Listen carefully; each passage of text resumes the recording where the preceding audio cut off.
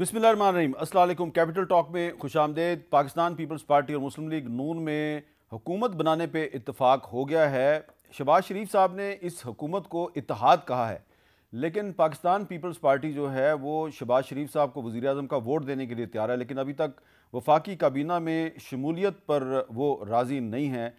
लेकिन आसिफ अली जरदारी साहब को सदर पाकिस्तान बनवाने पे वो राज़ी हो गए हैं। अब एक सवाल ये है कि हुकूमत तो बन जाएगी, लेकिन क्या पीपल्स पार्टी और मुस्लिम लीग नून के दिल आपस में मिले हैं या नहीं मिले, और पीपल्स पार्टी अभी काबीना में शामिल नहीं हो रही, क्या कुछ दिनों के बाद, कुछ हफ्तों के बाद या कुछ महीनों के बाद वो हुकूमत में शामिल हो जाएगी। और दूसरी तरफ जो नंबर्स गेम को सामने रखें तो जो नई कौमी असम्बली में जो सबसे बड़ी पार्टी है फ़िलहाल तो वो नज़र आ रही है पाकिस्तान तहरीक इंसाफ या उसके हमायत याफ्ता आज़ाद अरकान जो सुन्नी इत्तेहाद कौंसिल में शामिल हो चुके हैं। क्या ये आज़ाद अरकान जो हैं ये सुन्नी इत्तेहाद कौंसिल के प्लेटफॉर्म से एक पार्लिमानी पार्टी का रुख इख्तियार कर सकेंगे, पार्लिमानी पार्टी बन सकेंगे या नहीं बन सकेंगे? इसमें टेक्निकल मामलात क्या हैं, इस पर गुफ्तगू करेंगे। हमारे साथ मौजूद हैं जनाब सेनेटर हुमायूं मोमन साहब जो कि पाकिस्तान तहरीक इंसाफ के रहनुमा हैं, जनाब मोहसिन शाहनवाज रांझा साहब मुस्लिम लीग नून के रहनुमा, और सेनेटर पलवशा खान साहबा पाकिस्तान पीपल्स पार्टी की रहनुमा। मोमन साहब, आप पहले ये बताइए कि अब तो ये हुकूमत बनाने पे राज़ी हो गए हैं, आपको लगता है कि पीपल्स पार्टी जो है वो आने वाले कुछ दिनों में मुस्लिम लीग नून की लेड काबीना में शामिल हो जाएगी या नहीं शामिल होगी? बिस्मिल्लाहिर्रहमानिर्रहीम। देखिए, मुझे जिस तरीके से इन लोगों ने आपस में करीब आए हैं, और एक झिझक ये थी कि हम उस कश्ती में नहीं बैठना चाहते, लेकिन पीछे से बहुत ज़्यादा धक्का दिया जा रहा था, तो ये बादल नाख्वास्ता उस जहाज़ पे, टाइटैनिक कह ले या जो कह ले, उस पर चढ़ गए हैं। आपने टाइटैनिक का लफ्ज़ इस्तेमाल किया तो वो तो डूब गया था। नहीं, तो वो ये डूबने के लिए ही है। उसकी वजह ये कि सामने जो टिप ऑफ द आइसबर्ग जो है ना, ये आइसबर्ग अवाम है और उसकी टिप इमरान खान है। ठीक है, उस टिप ऑफ द आइसबर्ग जिसको ये लोग समझते थे कि बहुत कमज़ोर है, और you know this ship can not be, I mean nobody can sink this ship, तो वो चीज़ ये हो जाएगी इनके साथ। और ये एक इन्होंने जो पहले 16 महीनों में किया, ये उससे ज़्यादा बड़ी प्रॉब्लम होगी इनके लिए, उससे ज़्यादा बड़ी प्रॉब्लम होगी। और one of the reason, problem आप क्रिएट करेंगे? नहीं, प्रॉब्लम है। प्रॉब्लम इसलिए क्रिएट होगी कि ये याद रखें, जब भी मेरिट ख़राब होता है ना, कुछ चीज़ आगे जाके वो कभी ठीक नहीं होती, वो कभी ठीक हो नहीं सकती। That is what the law of nature, वो ठीक हो नहीं सकती। ठीक है, तो उसके बाद जो पीपल्स पार्टी का जो रवैया है वो बैक है, वो पीछे से निकल जाएंगे। उन्होंने अपने लिए एक जगह रखने की कोशिश कर रहे हैं कि हम पिछली गली से निकल जाएं किसी भी वक्त। They don't want to take the blame and the share. पिछली गली, जिसको कराची की जुबान में पतली गली कहते हैं, अब उसको जो मर्जी कह दें, ये पतली गली कह लें, पिछली गली कह लें, या वो तारीखी उजला से कहीं से, लेकिन they are not willing to share the responsibility. और मैं ये समझता हूँ कि अगर मियाँ साहब छोटे बड़े दोनों, अगर उनके अंदर थोड़ा सा शऊर होता और वो समझते कि वो एक उनका काफ़ी डेप आया था, if they wanted to gain something, they should have stood on a principle कि नहीं, सारी चीज़ें, दो चीज़ें, चलो आप कहते हो कि हम इस इलेक्शन में हार गए, लेकिन ये सीटें हमारी है, उस पर जो इलेक्शन कमीशन करता है करे, लेकिन जो पाकिस्तान तहरीक इंसाफ बैक कैंडिडेट्स हैं, they should have refuse to accept them. अच्छा, रांझा साहब, आपको क्या लग रहा है कि पीपल्स पार्टी अभी तो शामिल नहीं हो रही वफाकी काबीना में, कुछ अरसे के बाद हो जाएगी? मैं ये समझता हूँ, और मेरा ये मशवरा भी है पीपल्स पार्टी की क़यादत को, कि जहाँ तक पीपल्स पार्टी के अपने पॉलिटिकल सरमाए का सवाल है या पॉलिटिकल पार्टी के अपने मैंडेट का सवाल है, इस गवर्नमेंट को सपोर्ट करें। उनका जो मैंडेट है बेसिकली सपोर्ट बेस तो सिंध में है उनकी, और जहाँ पे उनकी सपोर्ट बेस सिंध में है, वो फेडरल गवर्नमेंट में ज़ाहिर है जो आपके शुरू के पहले साल, 1.5 साल, 2 साल जो चैलेंजेस हैं, क्योंकि ज़ाहिर है आपने एक IMF को सेटल करना है, उसके बाद आप जो यूटिलिटी की टैरिफ प्राइसेस हैं वो आपके लिए एक चैलेंज होगा, वैसे प्राइस हाइक एक चैलेंज होगा, इन्फ्लेशन एक चैलेंज होगा, कमिटमेंट्स एक चैलेंज होंगी। तो उस चैलेंज से कोई पीपल्स पार्टी को for the time being effect पड़ेगा? मेरे ख्याल से कोई इफेक्ट नहीं पड़ेगा उनके पॉलिटिकल सरमाए को। पीपल्स पार्टी को इस गवर्नमेंट के साथ स्ट्रांगली खड़ा होना चाहिए, कैबिनेट में भी आ जाना चाहिए, उनको तब भी कोई असर नहीं पड़ेगा। उनका जो पॉलिटिकल स्ट्रांग बेस है वो सिंध है। सिंध में उनकी जो पॉलिटिकल जो लैंडस्केप है, जो डायनामिक्स हैं, वो हमें सब, आपको भी पता है, मुझे भी पता है, वो डिफरेंट है फ्रॉम पंजाब। ज़्यादा से ज़्यादा जो वज़न आएगा वो पंजाब में या हमारी पब्लिक या इधर जहाँ पे पीटीआई ने अपना इलेक्शन में एक अपना कमबैक किया और उन्होंने एक उनकी पोजीशन नज़र भी आई है इलेक्शन में, वहाँ पर हमें उनका मुकाबला करना है। मुस्लिम लीग नून को परफॉर्म हमें करना है, मुकाबला हमें करना है, उनका जो भी आगे से रिएक्शन है उसको फेस भी हमें ही करना पड़ेगा पंजाब में बैठ कर। हम इंशाल्लाह ताला करेंगे, स्ट्रांगली करेंगे। लेकिन जहाँ तक पीपल्स पार्टी की ये सारी एक्सप्लेन करने के बाद सवाल उठता है वो ये है कि पीपल्स पार्टी को अब हमारे साथ दिल मिलाने की ज़रूरत है। हाँ, हुकूमत के साथ वो कहते हैं ना दिल मिलेंगे, दिल मिलाने की ज़रूरत है और पाकिस्तान की बका भी इसमें ही है। देखिए, बात रह गई, मैं इलेक्शन हार गया, मैंने खुश असलूबी से तस्लीम किया जी मैं इलेक्शन हार गया, ठीक है, और मैंने अपने मुबारक भी दे दी अपने मुखालिफ को कि आपको मुबारक हो, आप पाकिस्तान की खिदमत करें, आप पार्लियामान में अपना किरदार अदा करें। मैं ये समझता हूँ बाकी जो हारे या जीते, मुझे हर केस का तो नहीं पता, लेकिन हर बंदे को अपनी जो हार जीत है उसके लिए ट्राइब्यूनल्स हैं, अदालतें, वहाँ पे रिजू करें, लड़ाई झगड़ा मत करें, स्ट्रीट्स में आके, होटल्स पे, रेस्टोरेंट्स पे एक दूसरे से पब्लिक जो है वो। आप किसी ट्रिब्यूनल में तो नहीं जा रहे? नहीं, मैं ट्रिब्यूनल में अभी फ़िलहाल नहीं जा रहा, मैं चीज़ें अपनी इकट्ठी कर रहा हूँ, और अगर मेरे पास इस तरह का सबूत आए जिन्होंने मुझे कन्विंस किया कि वाकई कुछ काम ख़राब हुआ तो फिर मैं जाऊँगा, अदरवाइज़ मैं। अच्छा, आपने दिल मिलाने की बात की है तो पलवशा साहिबा, जो रात की जो प्रेस कॉन्फ्रेंस थी जिसमें शहबाज शरीफ साहब थे, आसिफ जरदारी साहब थे, बिलावल साहब थे, उसका माहौल क्या? ज़रा एक छोटा सा मैं क्लिप आपको सुनवाता हूँ, फिर देखते हैं कि इनके दिल मिलेंगे या नहीं मिलेंगे। पाकिस्तान पीपल्स पार्टी और मुस्लिम लीग नवाज हुकूमत बनाने जा रहे हैं। शहबाज शरीफ साहब एक बार फिर मुल्क का वजीर आजम बनेगा। दहशतगर्दी उसका मुकाबला करना है, इस इत्तेहाद ने महंगाई के खिलाफ जंग करनी है, इस इत्तेहाद ने मईशत को दोबारा अपने पांव पे खड़ा करना है, इस इत्तेहाद ने। मेरा prince charming and my brother Shahbaz Sharif साहब, आप दोस्तों को यकीन दिलाना चाहते हैं कि हमारी जुस्तजू जो है वो सिर्फ पाकिस्तान के लिए। तो सवाल मेरा ये है पलवशा साहबा कि जरदारी साहब ने बिलावल साहब के कंधे पे हाथ रख के कहा प्रिंस चार्मिंग, और शहबाज शरीफ साहब को कहा कि मेरा भाई, माय ब्रदर, तो दिल तो शायद मिले हुए हैं, तो फिर कैबिनेट में क्यों नहीं शामिल हुए आप? देखिए, पहले तो आप ये देखिए कि शहबाज शरीफ साहब की जो पीछे लिखी हुई थी एक सतर, वो उनको पढ़नी चाहिए। हमें भी ताकत का सरचश्मा अवाम है। दूसरी बात यह है कि ज़ाहिर है बिलावल साहब तो प्रिंस चार्मिंग हैं अपने वालिद साहब के, होना ही है चाहिए, हर बेटे को होना चाहिए। अब दिलों का जो हाल है वो अल्लाह जानता है, और दिल कई दफ़ा मिल भी जाएं तो जो हालात और वाक़यात होते हैं वो नहीं मिलते। लिहाजा बात यह है कि जिस तरह मोहसिन साहब कह रहे थे कि हम कुछ भी कर लें, हमें इलेक्शंस तो अलग अलग ही लड़ने होते हैं, अपने अपने मंशूर पे लड़ने होते हैं। और अगर ये कहा जाए कि प्राइम मिनिस्टर एक पार्टी का होगा, बोझ सब पे यकसा डिवाइड होगा, वो नहीं होता। आपने पिछली दफ़ा भी देखा कि प्राइम मिनिस्टर जो होता है वो ही, टाइटैनिक हो या कोई भी कश्ती हो, उसका जो कैप्टन था वो साथ ही डूबा था, तो प्राइम मिनिस्टर छलांग नहीं मार सकता कश्ती से, और बोझ प्राइम मिनिस्टर का ही प्रिंसिपली ज़्यादा होता है। अब दूसरी बात यह है कि हम अगर देखिए पंजाब में इनसे कम सीटें आई, अभी तो इस वक्त तो मैंडेट इंतहाई मुतनाज़े हर सूबे में। अच्छा, देखिए जाहिर है जो जीता है वो भी कई जगह कह रहा है कि मैं नहीं जीता, और जो हारा है वो तो वैसे ही कहता है कि परेशान है। लेकिन अब ये कि सिंध एक सूबे की जागीर है या पंजाब किसी और पार्टी की जागीर है, सिंध किसी और पार्टी की, ये कॉन्सेप्ट ही बहुत गलत है।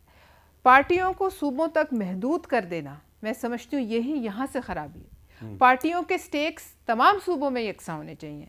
अब मियाँ साहब को किसी ने मना नहीं किया था, मियाँ साहब सिंध आते और हम उन्हें वेलकम कहते, वो वहाँ आवाम से बात करते, क्या पता लोगों को उनकी बात समझ आती। जिस तरह हम पंजाब में गए, बिलावल साहब गए, बिलावल साहब ने बात की और बिलावल साहब ने इलेक्शन भी लड़ा। इसके अलावा हमने पंजाब से मतलब पिछली दफ़ा से अच्छी सीट्स उठाई हैं, और हम चाहते हैं कि हम अब जहाँ वही पंजाब जिसने मोहतरमा को इलेक्ट किया था, वही पंजाब जिसने भुट्टो साहब को इलेक्ट किया था, वही लाहौर जहाँ पीपल्स पार्टी बनी, वो किसी एक जमात की जागीर नहीं। लिहाजा ये जो हमने अलग अलग सूबों को, इनको उधर, ये इधर और हम उधर, ये मैं समझती हूँ कि रेसिपी फॉर डिजास्टर है। सब जमातों के स्टेक सब जगह इस इलेक्शन के नतीजे में जो कौमी जमातें हैं वो सूबाई जमातों में कन्वर्ट हो गई हैं, और इसका ऐसा एक असर है कि वो जो कई हमारे रहनुमा वो दूसरे सूबे की तरफ जाना ही नहीं चाहते, वो वहाँ जाकर बात ही नहीं करना चाहते, उन लोगों से मुखातिब ही नहीं होना चाहते। अच्छा, लेकिन एक इस इलेक्शन की एक और भी बात है कि पीपल्स पार्टी और मुस्लिम लीग नून जो है वो पार्टनर तो बन गए हैं, बहुत सी बातें जो हैं वो शेयर कर रहे हैं, वही बातें जो कि तहरीक इंसाफ कह रही है, जो जमात इस्लामी कह रही है, जो बलूचिस्तान की कौम परस्त जमातें कह रही हैं, और जो ANP कह रही है। तो देखें कि मुस्लिम लीग नून बलूचिस्तान के सूबाई सदर और पीपल्स पार्टी पंजाब के एक बड़े अहम रहनुमा जो हैं वो एक ही बात कर रहे हैं। वो क्या बात कर रहे हैं, ज़रा सुनें। सबसे ज्यादा ज्यादती मुस्लिम लीग के साथ हुई। ये मेरे दोस्तैन है, इससे जरा हाल पूछने। सरदार फतेह हसनी है, इससे जरा हाल पूछे। मुजीब हसनी साहब है, उससे जरा हाल पूछे। ये जीते हुए लोग हैं। मेरा देख लें, क्या आप लोगों का दिल मानता है कि जफर खान हार सकते हैं? सच बताएं, सच एज ए प्रेस वाले। 3 करोड़ रुपए एक आदमी को आखिरी रात दे दिए, उसका स्टेशन तब्दील कर दिया, रात के 9 बजे तक टप्पे लगते रहे। हमने कहा क्यों नहीं रोकते? बोलते मेरी बात नहीं मानते। आरओ ये कह रहे हैं कि मेरी बात नहीं मानते। अभी हम किसको गिला दें? मैं बैठा हूँ, मेरे से पैसे भी मांगे गए। सरगोदा में किसी शख्सियत ने कहा 5 करोड़ रुपया दें। अच्छा, आपको जरदारी साहब ने 10 करोड़ रुपया दिया है तो 5 हमें दें, आपको लेवल प्लेइंग फील्ड देते जी। तो ये तो मुस्लिम लीग नून भी वही बात कर रही है, पीपल्स पार्टी भी वही बात कर रही है, आप भी वही बात कर रहे हैं, जमात इस्लामी भी वही बात कर रही है, और भी पार्टियां वही बात कर रही हैं। तो इस पे आप कौमी असम्बली में या सेनेट में कोई मुश्तरका तौर पे मुतालबा नहीं कर सकते कि इसकी इन्वेस्टिगेशन होनी चाहिए इस मामले की? देखिए, इट्स वेरी शेमफुल कि अगर हमारे जो, और ये छोटे सियासतदान नहीं है, वो बहुत बड़े नाम है ये, ठीक है, सियासत उसके, जब ये इस तरह कह रहे हैं, और ये खाली ये लोग नहीं कह रहे, ये हर लेवल पे हर एक बंदा कह रहा है। तो अब मुझे नहीं पता कि हम लोग मतलब क्या होगा कि जब तक एक वीडियो नहीं बनेगी या प्रॉपर तरीके से चीज़ नहीं होगी, कोई पकड़ा नहीं जाएगा होगा, या क्या हम ये करते रहेंगे? देखिए, प्रॉब्लम पाकिस्तान का जो मेरी नज़र में, और मैंने सेनेट में भी ये कहा था, मेरी नज़र में जो प्रॉब्लम है ना पाकिस्तान का, वो ये है कि irrespective of who is what, हमारे यहाँ पे जब पॉलिटिकल मैन्यूवरिंग होती है ना, तो उसकी वजह से जिसको मैं कहता हूँ पॉलिटिकल मेरिट, वो ख़राब हो जाता है। जब पॉलिटिकल मेरिट ख़राब होता है तो फिर जो प्रॉपर डिसीजन मेकिंग होती है वो गलत हो जाती है, क्योंकि जब जो बंदा मेरिट पे नहीं होता ना, वो कभी मेरिट वाले या सख्त डिसीजन ले नहीं सकता। वो कहीं ना कहीं कॉम्प्रोमाइज़ करना शुरू कर दे, किसी के लिए कॉम्प्रोमाइज़ करना शुरू कर देता है, ना कि अवाम के लिए मेजर डिसीजंस ले।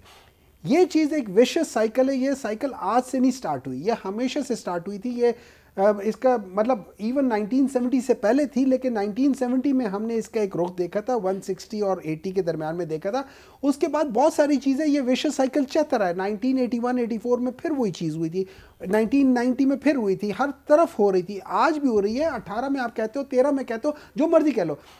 प्रॉब्लम यह है कि हम लोग उससे सबक नहीं सीख रहे और हम उसके नीचे जाते जा रहे हैं। या तो ना कि मैं अपने ग्राफ देखूं कि मैं पहले से बेहतर था, तो अगर पहले से बेहतर तो चलो आप आगे कर लो। जब आप देख रहे हो एक साइंस का प्रोजेक्ट आप देख लो और आप देख लो कि आपका ग्राफ मुसलसल नीचे जा रहे, there must be something wrong, and that wrong वो दोबारा बार बार हो रहा है। किसी भी साइंस के स्टूडेंट को बता दें, किसी भी बंदे को दिखा दें कि यार आपके ग्राफ मुसलसल नीचे जा रहा है, मसला क्या है। हर एक अपना कोर्स करेक्ट कर लेता है।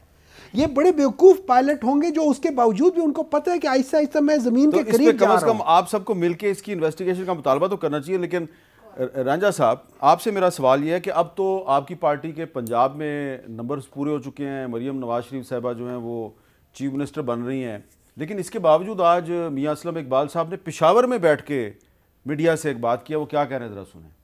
हमारे जो कैंडिडेट हैं जो कामयाब हो गए, जिनके नोटिफिकेशन हो गए, नून लीग कह रही है कि हम में शामिल हो जाओ, आरओ के जरिए शामिल हो जाओ, नहीं तो तुम्हारा नोटिफिकेशन कैंसिल। तो कैंसिल हो गया भाई, बकर से कैंसिल हो गया, पिंडी से कैंसिल हो गया, टोबा टेक्सिन से कैंसिल हो गया, मुल्तान से कैंसिल हो गया। बाकी भी कह रहे हैं, आवाजें लगा रहे हैं, अगर हमारे साथ आओगे तो तुम्हारा नोटिफिकेशन रहेगा, अगर नहीं आओगे तो तुम्हारा नोटिफिकेशन कैंसिल है, तुम मेंबर नहीं हो। इन साहब को आज पंजाब पुलिस गिरफ्तार करने के लिए पेशावर गई थी, लेकिन इन्होंने उस वक्त ट्रैक सूट पहना हुआ था, शायद नीचे जॉगर्स भी होंगे, तो ये वहाँ से निकल लिए, पकड़े नहीं गए। लेकिन मेरा सवाल आपसे ये है रांझा साहब कि पंजाब में आपके नंबर्स पूरे हो चुके हैं, मरीम नवाज शरीफ साहबा को ब्रीफिंग्स देनी शुरू कर दी गई हैं, फिर अभी भी वहाँ ये क्यों कह रहे हैं कि हमारे MPs जो हैं वो तोड़े जा रहे हैं? देखिए, बात जहाँ तक है कि अभी तक इनको जो चीज़ है ना आगे बढ़ने वाली, इन्होंने इसी में से तो अपनी सियासत की कमाई है ना इनकी। जब तक ये इशू और ये नोटिफिकेशन कैंसिल और इस तरह की गुफ्तगू नहीं करेंगे तो इनकी पॉलिटिक्स किस तरह चलेगी? सियासत तब भी चलेगी ना जब एक ऑपोजिशन की तरह रोल प्ले करेंगे, चाहे वो गलत बात है चाहे वो ठीक बात है, एक इल्ज़ाम लगाएंगे और एक माहौल बनाएंगे और फिर उस माहौल के ऊपर बिल्डअप करेंगे। ये तो वो सारा माहौल बनाने की कोशिश कर रहे हैं। जब PMLN के पास, मरीम नवाज साहिबा के पास, हमारी पार्टी के पास नंबर्स पूरे हैं, तो हमें इनके नोटिफिकेशन कैंसिल कराने की क्या ज़रूरत है? कतई तौर पे कोई ज़रूरत नहीं है। और मैं समझता हूँ कि PTI का वो बंदा जो इस वक्त अपनी पार्टी को छोड़ के कहीं आगे पीछे जाएगा तो वो तो पब्लिक में भी जाने उसको खुद प्रॉब्लम होगी। तो मेरा ये ख्याल है कि ये बात करने की हमें वहाँ पे कोई प्रॉब्लम, इनके कैंसिल्स हो रहे हैं और हम करवा रहे हैं, इस तरह की कोई ना हमें ज़रूरत है। ज़रूरत अगर हो, अगर हम यहाँ पे मरकज़ में पीपल्स पार्टी के साथ हमने अपना अलायंस किया, पीपल्स पार्टी ने हमारे पे मेहरबानी की और उसके बाद यहाँ पे गवर्नमेंट फॉर्म हो गई, तो अब हमें इनके नंबर्स की या इनके बंदों की या इनके नोटिफिकेशन कैंसिल कराने की कोई ज़रूरत नहीं है। जहाँ तक रहेगी तहकीकात, देखिए मेरे भी कई तफज़ात होंगे, लेकिन मेरा फोरम यहाँ पे बैठ के बात करना नहीं है। मेरा फोरम है ट्राइब्यूनल। मैं ट्राइब्यूनल में जाऊंगा, मेरे पास कई ऐसी चीज़ें हैं, एफिडेविट्स हैं, चीज़ें हैं, रिकॉर्ड है, वो मैं ट्राइब्यूनल में दूंगा। जब मैं दे दूंगा, जमा कराऊंगा, फिर मैं अपने कंटेंट पिटिशन के ऊपर आपसे बात करूंगा। उसके आगे ऐसी कोई बात नहीं करूंगा कि जो ट्राइब्यूनल पे असरअंदाज हो, उसके फैसले पे असरअंदाज हो। जो ट्राइब्यूनल का काम है वो ट्राइब्यूनल करे।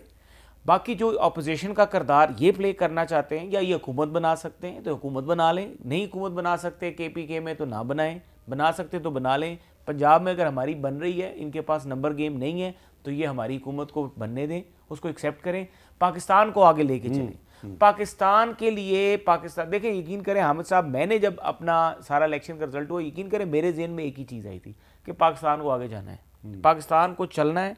और मैं अपने हल्के के लिए सोचा, मैंने कहा यार मेरे हल्के की आवाम है, जो भी करे, मुझे नहीं पता था उस वक्त नून लीग की क्या पोजीशन, लेकिन मैंने कहा यार जो भी काम करेगा मेरे हल्के की आवाम की खिदमत करेगा, लोगों की खिदमत करेगा, लोगों के काम आएगा, तो बस ठीक है ना। मैं अपना लोच बीच में अगर खड़ा कर दूँ कि जी मैं हार गया, मुझे हराया गया है और मैं हारा नहीं था, मेरे साथ ये हो गया, मेरे साथ वो हो गया, मेरी सीटों को हरा दिया गया, नून लीग की चंद सीटें हरा देंगी, ये बिल्कुल गलत बात है। नून लीग की कोई सीट नहीं हराएगी। अच्छा, कोई इस तरह का माहौल जो ये कहते हैं कि जी हमें हरवा दिया गया, हमें जाफर खान मंदोखेल साहब गलत कह रहे हैं। ये मैं इनकी चीज़ों से देखे, जो अब अगर आप हार गए हैं तो आप कहें कि जी इलेक्शन हार गए हैं। अब ये कहना कि जी हमें हरवा दिया गया है, ये कोई तुक नहीं बनता इस चीज़ का। ये अब आपका, उन्होंने 3 करोड़ की बात कर दी है। देखिए 3 करोड़ के हामिद भाई, मेरे पास तो ऐसी सी बातें हैं, लेकिन मेरी बात का सबूत नहीं है ना। मैं एक हेर से क्यों करूं? मैं एक रिस्पॉन्सिबल आदमी हूं, मैं एक हेर से की गुफ्तगू नहीं करूंगा। मुझे किसी ने, हो सकता मुझे किसी ने कहा 15 दे दें, 20 दे दें, 30 दे दें, फजूल बातें हैं ये। अच्छा, ये बातों में बिलीव नहीं करना चाहिए। अगर आपके पास कोई सबूत है, ठोस शवायद है, तो जाए ट्रिब्यूनल में केस। अच्छा, अब आप पलवशा साहब ये बताएं कि ये जो सब पार्टियां जो हैं, उनके अक्सर वो लोग जो हार गए हैं वो धांधली का इल्ज़ाम लगा रहे हैं, तो ये जो धांधली के इल्ज़ामात हैं ये अब चलते रहेंगे या ख़त्म हो जाएंगे थोड़े दिनों में? ये देखिए, इस पे तो बहुत सवालात है। हमारी पार्टी को भी है, तहफ़्फ़ुज़ात हैं, जो जीतता है जैसे मैंने कहा उसको भी हैं, और ऐसा मैंडेट है कि सबको हर जगह है। तो मैं नहीं समझती कि इतनी जल्दी ख़त्म होंगे इस पे। लेकिन सवाल यह है कि कौन तहकीकात करेगा, कौन इन्वेस्टिगेशन करेगा, कौन किस पर एतबार करेगा। जो इस वक्त मुल्क में माहौल है उसमें आप मुझे एक शख्सियत, एक पार्लिमानी कमीशन बना दें, आप बना दें, लेकिन फिर भी आप देख लीजिए, मुझे तो ये इतने बड़े पैमाने पर इसको करते करते इन्वेस्टिगेशन जो है मेरे ख्याल में, और जो बातें हैं उनके जैसे कह रहे हैं सबूत बहुत सी बातों के वैसे होते नहीं हैं।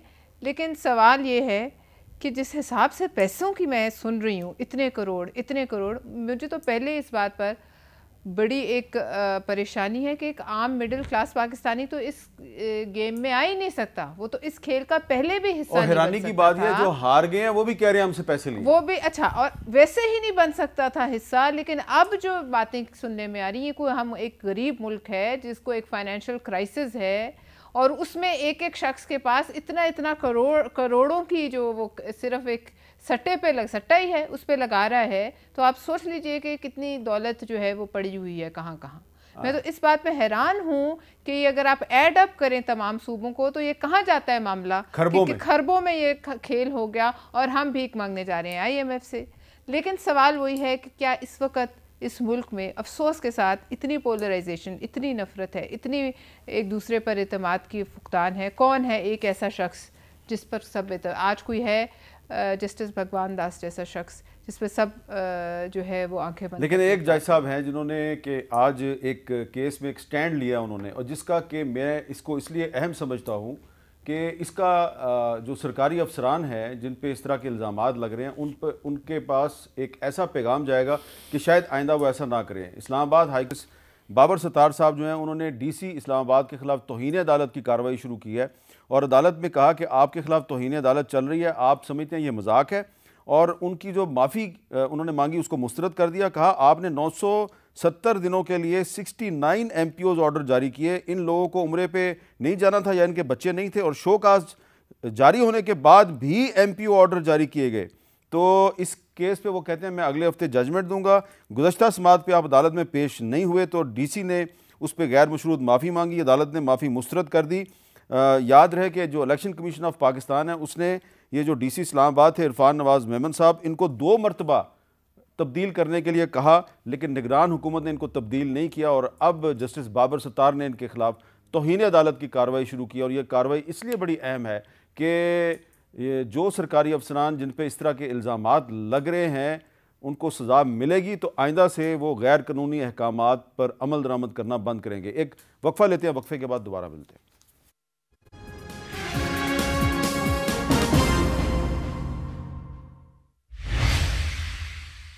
कैपिटल टॉक में दोबारा खुश आमदीद। हुमायूं मोहम्मद साहब, अब जमात इस्लामी भी वही बात कर रही है जो आप कर रहे हैं, लेकिन अगर उनकी बात अगर हम उनकी बात को सच्चा तस्लीम कर लें तो फिर ऐसा लगता है कि फिर जो आपका मौक़िफ़ है वो गलत है, और अगर आपका तस्लीम कर लें कि सही है तो फिर उनका गलत लगता है। सुने ज़रा आज सिराजुल हक साहब ने क्या बातें की हैं। ये इलेक्शन फार्म 47 का इलेक्शन है, जबकि कौम चाहती है कि जिसके साथ फार्म 45 है, जिस पर तमाम पोलिंग एजेंट्स के दस्तखत होते हैं, प्रिजाइडिंग अफसर के दस्तखत होते हैं, उसी को तस्लीम किया जाए। कराची में हमारे 6 हल्के वहां हमसे छीन लिए गए, इन सब के फार्म 45 हमारे साथ मौजूद है। अच्छा, अब अगर जमात इस्लामी ये कहती है कि कराची में वो 6 कौमी असम्बली की नशस्तों पे जीत रही थी, तो तहरीक इंसाफ भी यही कहती है, ये नशस्तें चली गई हैं MQM के पास, तो आपका और जमात इस्लामी का इस मामले पे इत्तेफाक राय है कि हमने धांधली के ख़िलाफ़ मुश्तरका तहरीक चलानी है, लेकिन ये पता नहीं चल रहा कि यहाँ पे आप जीत रहे थे या जमात इस्लामी जीत रही थी। हाँ साहब, आप मुझे ये बताएं, व्हाई डू यू प्रिज्यूम कि ये खाली MQM की सीटें थी? ये तो आपकी प्रिजम्पशन है। मैं कह रहा हूँ कि ये सीटें मिल गई MQM को। नहीं, आपको कैसे पता कि ये सारी सीटें MQM की पड़ी? हम कहते हैं हमारी 15 सीटें वहाँ पे थी, इनकी जो हमारे पास है उनके अलावा 15 सीटें हमारे पास थी। अच्छा, जनरली स्पीकिंग अगर आप मुझसे बहुत ज़्यादा इन चीज़ों के ऊपर इस पल्स के ऊपर आपकी उंगलियाँ हैं, ठीक है। जो मेरी इंफॉर्मेशन है, इवन जो MQM वाले लोग हैं वो उनके बहुत सारे लोग कहते हैं कि बहुत ज़्यादा 7-8 हज़ार से ज़्यादा वोट नहीं पड़ा उनको, नहीं पड़ा उनको। That is reality. अच्छा, प्रूफ देखिए, प्रूफ है फॉर्म 45, वो प्रूफ है। अच्छा, उसमें लेट्स से रांझा साहब कहते हैं कि जी इनका फॉर्म 45 फ़र्क है और मेरा फॉर्म 45 फ़र्क है, लेकिन उस हल्के में आप भी हैं और पलवशा साहिबा भी हैं, आप दोनों की भी फॉर्म 45 निकाल लें। मुस्तफ़ा नवाज़ खोकर ने क्या कहा है, हर प्रोग्राम में कहा है कि मेरे फॉर्म 45 के तहत भी PTI जीत रही थी, बाकी जगहों पे भी ये सारी रहमान साहब ने भी उन्होंने भी यही कहा, हर जगह बहुत सारी जगहों पे ये कहा है, ठीक है। साद रफीक ने कहा है कि हाँ मुझे भी पता है कि वो जीत रही थी, आप कह रहे हैं कि PTI जीत रही थी। देखिए मेरे अब आप लोग कहते हैं ना, अब जनरली ये होता है कि सारे कहते हैं कि मुल्क के वसी तर मफाद में हमें मिल जाना चाहिए। पलवशा साहब का बैग मैं लेकर भाग जाऊँ, उसके अंदर जो चीज़ें पड़ी है मैं लेकर भाग जाऊँ, फिर कहूँ कि नहीं, एक इस प्रोग्राम के वसी तर मफाद में हम लोग बैठ के बातें करते हैं, या हम लोग भाई हैं, 4 भाई हैं, एक भाई बाकियों का हिस्सा हड़प करके ले जाए और कह के चलो इस घर के वसी तर मफाद के लिए हम इकट्ठे बैठ जाए। कभी बैठेंगे? नहीं बैठेंगे। एक दो जगहों का बात हो, हम बात कर रहे हैं, हम तो बात कर रहे हैं 75 to 80 सीट्स की। जिनमें से 13 सीटों के बारे में कमिश्नर रावलपिंडी ने कहा है, गलत कहा है, सही कहा है, हाजिर सर्विस होते हुए कहा है मैं रिस्पॉन्सिबल हूं, किसी और के ऊपर रिस्पॉन्सिबिलिटी डाली। सबूत कोई नहीं दिया। देखिए सबूत क्या होगा, देखिए मुझे क्या पता है आपका क्या सबूत होगा कि ठप्पे लग रहे हैं या क्या सबूत होगा चेंज हो रहे हैं। मैं आपको मिसाल देता हूं, 2 सबूत दे देता हूं, ठीक है। सबूत यह है कि हम लाहौर में जाते हैं, हल्का 130 के फॉर्म 47 की बात करते हैं। पहले फॉर्म 47 जो जारी हुआ था उसमें पता चला था कि जाली है, उसमें जमात इस्लामी पीपल्स पार्टी को एक वोट भी नहीं पड़ा था। क्या इनके अपने लोगों ने भी वहाँ पे कोई वोट नहीं दिया? एक चीज़। अब आप चले जाते हैं, मैं आपको एक स्टैटिस्टिक्स बताता हूँ। लाहौर के उसमें 14 सीटें हैं नेशनल की और 30 सीटें प्रोविंशियल की। आपके पाकिस्तान मुस्लिम लीग नून के ऐसे वर्कर्स हैं या सपोर्टर्स हैं या वोटर्स हैं जो गए हैं 155 लोग, 1,55,000 लोग जो गए, जिन्होंने सिर्फ नेशनल असेंबली में वोट दिए, उन्होंने प्रोविंशियल असेंबली में वोट ही नहीं दिया। चलें, ये आपका एक पॉइंट है, लेकिन मेरा आपसे सवाल ये है रंजा साहब कि ये जो साबिक कमिश्नर रावलपिंडी थे लियाकत अली चट्टा साहब, फ़र्ज़ करें इन्होंने गलत बयानी की है, कोई साजिश का हिस्सा है, ये नहीं पूछा जाना चाहिए कि इनको इतनी अहम जगह पे रावलपिंडी में इनको इतने अरसे से कमिश्नर किसने लगाया हुआ था, और अब आपको याद आ रहा है कि भाई ये पिछले 10-15 दिन में किसके साथ राब्ते में थे, ये था वो था, ये किससे बातें कर रहे थे, इनको लगाया किसने था, क्यों लगाया था इनको? देखिए, जहाँ तक उनको लगाने का और ना लगाने का सवाल है, और वो जो पोस्टिंग उनकी वहाँ पे हुई थी, ये तो जहाँ तक मेरा इल्म है केयर टेकर के शायद दौरान में या उससे पहले भी लगे हों पंजाब में, मुझे नहीं पता इनकी पोस्टिंग कब हुई है, क्योंकि पंजाब में तो काफ़ी अरसे से गवर्नमेंट ही नहीं है, इलेक्शन री इलेक्शन काफ़ी लंबा केयर टेकर सेटअप चला, तो गालिबन ये केयर टेकर सेटअप के दौरान ही आपको याद है ना कि ये पीटीआई के दौर में भी ये सेक्रेटरी हाउसिंग थे, उससे पहले ये नून लीग के दौर में डीसी सरगोदा रहे हैं, हमारे साथ सरगोदा में डीसी रहे हैं, मैं उनको बड़ी अच्छी तरह जानता हूँ। ये बल्कि उस वक्त जब ये मैजिस्ट्रेट होते थे, मैं तो उस वक्त का भी इनको जानता हूँ, कोई ऐसी बात नहीं। ठीक है, वो उन्होंने जो एक बात की है वो अपना, उनकी इंक्वायरी हो रही है, इंक्वायरी का रिजल्ट सामने आ जाएगा कि उनके, लेकिन जिसने इनको कमिश्नर रावलपिंडी अपॉइंट किया उसकी इंक्वायरी नहीं होनी चाहिए? बिल्कुल होनी चाहिए। देखिए, अगर आपने एक बंदे को लगाया है, उसको पता होना चाहिए कि आप किस बंदे को लगा रहे हैं, लेकिन अगर उसने कोई एलिगेशन लगाए हैं और वो एलिगेशन झूठे हैं, तो मेरे ख्याल से लगाने वाले का कसूर इतना नहीं होगा। जो बंदा, अब एक बंदा लगा देता है एक बंदे को, बाद में वो बंदा जो है गलत काम कर जाता है, तो उसमें लगाने वाले का तो कसूर नहीं होता। मैं आपको बताता हूँ, मेरा जो आरओ था, मेरा आरओ पीटीआई के टेन्योर में 2017 से लेके 19 तक सीईओ एजुकेशन था, और पीटीआई के एमपीज एमएनएज ने, जिसमें से मेरे खिलाफ जो इलेक्शन जिस बंदे ने लड़ा है, वो भी उसका सिफारशी था उसको सीईओ एजुकेशन लगाने के लिए। आप टेन्योर निकाल लें, और वो मेरे हल्के में आरओ था। ठीक है, मेरे बातें अगर हम इस तरह करेंगे तो हमें चीज़ों को साबित करने की ज़रूरत है ना। अब मैं कहूँ वो तो उसका टेन्योर आ गया, वो पीटीआई के दौर में उनका बेनिफिशियरी था, मेरा ही वो आरओ था, मुझे उसने कहा कि आपने जब गिनती होनी आपने आरओ ऑफिस के अंदर नहीं आना। ये बातें तो मेरी एक तरफ हैं। अच्छा, उन्होंने आपको कहा कि आपने आरओ ऑफिस के अंदर नहीं आना, ये तो गैर कानूनी है। मुझे उसने मना किया था, लॉ एंड ऑर्डर सिचुएशन बन जाएगी, आपने आरओ ऑफिस के अंदर नहीं आना, और मैं आरओ ऑफिस के अंदर नहीं गया। आहिस्ता आहिस्ता कुछ ना कुछ तो बता रहे हैं। देखिए ना, मैं बता रहा हूं आपको। और उसके बाद आरओ ऑफिस में जो पीटीआई के कैंडिडेट थे, उनके सारे लोगों को दाखिल कर लिया गया। अच्छा, वो 300 बंदे पीटीआई के जो लोग थे वो आरओ ऑफिस के अंदर थे, और मुझे मेरे आरओ ने कहा कि आपने आरओ ऑफिस के अंदर नहीं आना।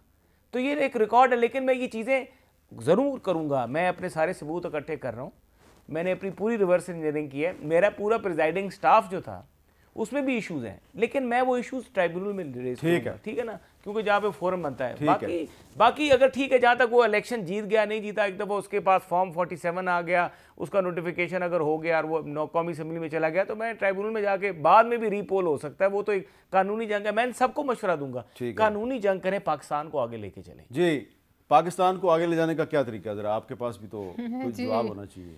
इस वक्त तो दुआ की जा सकती है अल्लाह ताला से कि ये जो सब साथ मिल के बैठे हैं, इससे कुछ आगे चलने के रास्ते निकल आए, और जो नफ़रत और तकसीम है और जो हालात हैं अंदर पाकिस्तान के, आपके ख्याल में ये जो हर तरफ से धांधली के इल्ज़ामात आ रहे हैं, अगर इनको एड्रेस किया जाए और इसकी कोई वाकई थॉरो इन्वेस्टिगेशन की जाए, तो इससे नफ़रत और तकसीम कम हो सकती है? देखिए, इससे कम से कम लोगों में एक देखिए, अब हम बात करते हैं कि फिच ने ये कहा, IMF ये कहती है, अमेरिका रोज़ एक बयान ठोक देता है, वहाँ से कोई बरतानिया कुछ कह देता है, लेकिन जिन लोगों ने वोट दिए वो भी तो सबसे बड़ा स्टेक तो उनका है। हम ज़्यादा कंसर्न्ड इन चीज़ों पे हैं।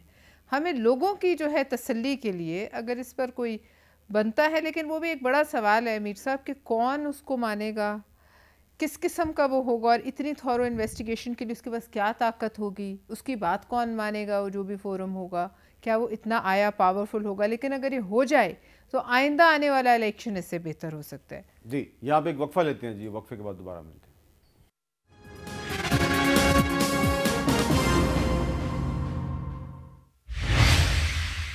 कैपिटल टॉक में दोबारा खुश आमदीद। Senator Humayun Mohammad sahab, as the member of the upper house of the parliament of Pakistan, आपके ख्याल में इस वक्त ऐसा कौन सा सबसे बड़ा चैलेंज है जिसको कि हम सबको मिल के एड्रेस करना चाहिए? देखिए, पाकिस्तान का जो सबसे बड़ा चैलेंज है वो पाकिस्तान में एक तो ये है जो हम पॉलिटिशियंस हैं, हम लोग एक दूसरे के साथ डिसएग्रीमेंट, ये हम लोगों का या हम लोगों की आइडियोलॉजिकल डिफरेंस है, वो अपनी जगह होती है, वो होनी चाहिए, लेकिन उसको उस हद तक नहीं लेकर जाना चाहिए हमें कि हम थर्ड स्पेस क्रिएट कर रहे हैं। सियासी इंतकाम को नफरत ना बनाएं। देखिए, अच्छा देखिए, अब मैं आपको एक बात बता देता हूँ। जब हम सियासी इंतकाम अपनी जगह वो चलती रहती है, ठीक है, सियासी इंतकाम में पर्सनल नहीं होना चाहिए। सियासी इंतकाम में देखें, अब जब हम एक आपको कहते हैं ना, फ़र्ज़ करें मैंने एक करप्शन किया, आप मुझे अंदर कर देंगे, मेरे बड़ा आसान काम है, मैं कहूँ कि मेरे ऊपर सियासी इंतकाम हुआ है, ठीक है, अगर नहीं है केस तो लोग निकल जाएंगे। लेकिन अगर उसके ऊपर आप ये करना शुरू कर दें कि मैं निकल रहा हूँ, मुझे कोर्ट छोड़ रहा है, आप मुझे दूसरे केस में डाल रहे हो, एक कोर्ट छोड़ रहे हैं, तीसरे केस में डाल रहे हो, फिर छोड़ रहे हैं, फिर चौथे केस में डाल रहे हो, मेरे ऊपर 200 केसेस कर दिए, 18 केस कर दिए, 20 केस कर दिए। इसलिए फिर जो जस्टिस बाबर सत्तार ने डीसी इस्लामाबाद के खिलाफ किया, ठीक किया ना? नहीं, हमेशा मैं बात करना चाहता हूँ, नफरत कब पैदा होती है इंसान के अंदर? देखिए, इस तरह होता है कि एक है कि मैं आपके साथ डिसएग्री कर रहा हूं और मैं वेहेमेंटली डिसएग्री कर रहा हूं, मैं मतलब गर्मजोशी से कह रहा हूं कि यार ये गलत है, लेकिन वो चीज़ नफ़रत में तब तब्दील होनी शुरू होती है जब मुझे ये एहसास होना शुरू हो जाए कि मेरे हक आप खाते जा रहे हैं। हाँ, और मुझको मेरा हक या मुझको इंसाफ नहीं मिल रहा। इस वक्त वो चीज़ें आनी शुरू हो जाती है कि जहाँ पे वो जो होता है ना, ये लोग अपना वो जो गुस्सा होता है उसको नफ़रत में बदलना शुरू कर देते हैं। ठीक है। और वो चीज़ वहाँ से जन्म लेनी शुरू होती है जब आपको इंसाफ नहीं मिलता। तो पाकिस्तान का, और मेरे लिहाज से ये पाकिस्तान का जो सबसे बड़ा मसला है वो पाकिस्तान की जुडिशरी है, वो इंसाफ नहीं देती। ठीक है। जिस दिन इंसाफ आना शुरू हो गया, जिस दिन राजा साहब को समझा कि हुमायूं ने गलत किया है, इनको इंसाफ मिल गया, जैसे अभी बाबर सत्तार कर रहा है, जैसे बाबर सत्तार कर, इस तरह अगर हमारे जजेस करना शुरू कर दें और लोगों की बात ना सुने तो फिर आप देखिए ये पाकिस्तान कैसे ठीक होता है। जी राजा साहब, कौन सा मसला, यानी कि पार्लियामेंट मसला हल नहीं कर सकती, जुडिशरी अब मसला हल कर सकती है? इसमें तो कोई शक नहीं है, अगर मुनसिफ जो है वो सही इंसाफ पे फैसले करेगा, मेरिट इंश्योर करेगा, तो वाकई ही नहीं होगा। ये तो पाकिस्तान की तारीख ऐसे फैसलों से भरी पड़ी है जिसके बीच में सियासी कत्ल हुए हैं, और फिर उसके बाद एक कत्ल को जस्टिफाई करने के लिए एक और कत्ल किया जाता है, फिर उस अगले को कत्ल करने के लिए फिर एक और किया जाता है, और फिर वो एक चेन ही बनी हुई है, और फिर लोग रियलाइज़ नहीं कर रहे कि ये जो है ये सिलसिला आखिरकार उनके ऊपर भी आकर रुकना है, किसी पे भी आकर रुक सकता है। तो ये तो इसमें कोई नहीं है। लेकिन अभी भी अगर हम ये देखें कि सारी अगर पीटीआई की केपीके में गवर्नमेंट है, अक्सरियत है, ठीक है, नेशनल गवर्नमेंट जो नेशनल लेवल पे नहीं किसी पार्टी के पास मेजॉरिटी, लेकिन जिसके पास मेजॉरिटी, जिस तरह से भी उन्होंने गवर्नमेंट एक ब्लॉक ने फॉर्म कर ली है, उसकी रिस्पेक्ट की जाए, उसको गवर्नमेंट रन करने दी जाए। हमारे जो इकोनॉमिक चैलेंजेस हैं हमें उनको ठीक करने दिया जाए।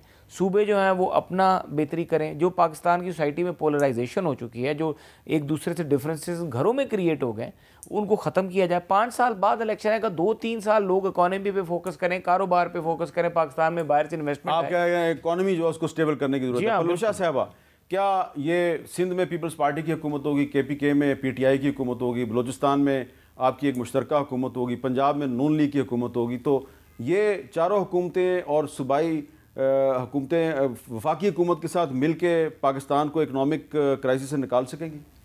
देखिए, यही तो चैलेंज है। मैं ये कहूँगी कि तो फिर शहबाज शरीफ साहब के लीड रोल होगा इस तमाम उसमें। लेकिन आप ये देखिए, मैं ये कहूँगी अफसोस के साथ भी नई हुकूमत नहीं बनी, लेकिन फार्मास्यूटिकल कंपनीज़ को खुली छुट्टी दे दी गई है कि वो अपनी मर्ज़ी के रेट तय करें, और इस जो अब अद्वियात की रेट्स में जो तूफ़ान आएगा वो लोग कहाँ से दें। और जो इस तो ये तो निगरान हुकूमत ने किया ना। 1 लाख रुपए 50-50 हज़ार रुपए गैस के बिल जालिमाना तरीके से, और लोगों की कुव्वत ख़रीद 1 रुपया नहीं बढ़ी। और इसके आप देखिए पिछले दिनों 7 रुपए 1, 5.5 रुपए 1, ये सब कुछ जो हो रहा है। तो ये प्रोग्राम के आखिर में जो आपने गुफ्तगू किया है, पता चल गया कि पीपल्स पार्टी का रोल क्या होगा पार्लियामेंट में। आप सेनेटर हैं, दिल से गुफ्तगू की है मैंने पाकिस्तानी होने की हैसियत से। ठीक है, आपने बड़ा वैलिड पॉइंट उठाया कि अद्वियात जो हैं वो महंगी हो गई हैं, तो जो नई हुकूमत है उसको आते साथ ही जो महंगाई है उसको कंट्रोल करना होगा। आपकी बहुत शुक्रिया और मुझे दीजिए इजाज़त। अल्लाह हाफ़िज़।